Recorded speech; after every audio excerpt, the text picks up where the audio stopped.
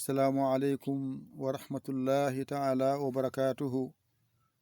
E bandiraɓe sehilaɓe janggiyankoɓe, en garti e windande men hande noon eɗen janga Gafara. En jangino fa jorɗo. Hande Gafara en nandi e makko teskuyema yo won e kofal ngal no moƴƴi. Fa jorɗo hofima kono woɗɗani no fewi. Gafara o hofi ha fay dow. Bisimillah jangen. Ɗo woni ga, ɗo woni qi, ɗo woni qu, ɗo woni aq, ɗo woni aq. Ay ga, qi, qu, aq, aq. Ɗo ko qen, qin, qun. Ɗo ko porgal ga, qi, qu, qi.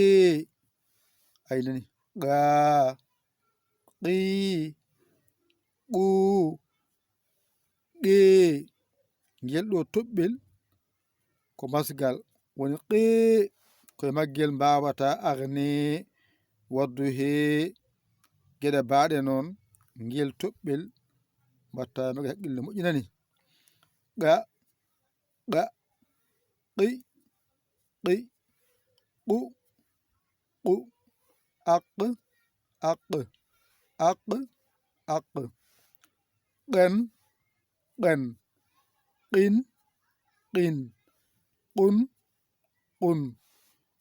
Ga, ga, qi, qi, qu, qu, qi, qi.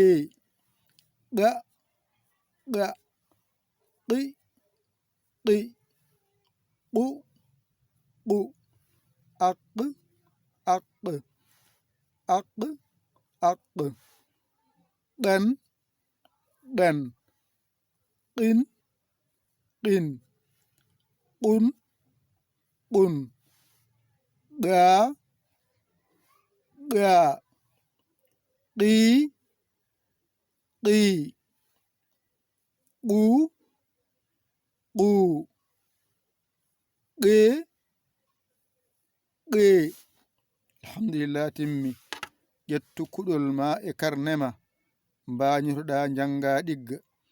A hoolaki hoorema ƴeewa camorɗo mo ɗakkoɗa sara makko o walluma ha jiita lawol. Aɗayanama walluma a saggi rew less mbaɗa 00 221 77 906 14 81 mbaɗa yaya mbaɗa li jiya WhatsApp men o ngara caggirɗa saggere ma. A saggani noon alhamdulillahi rabbil alamina. O ko musidɗo mon giɗo mon almudo mon nder e boowal yaya li kowla Sénégal. Alhamdulillahi rabbil alamina. On jarama wassalam.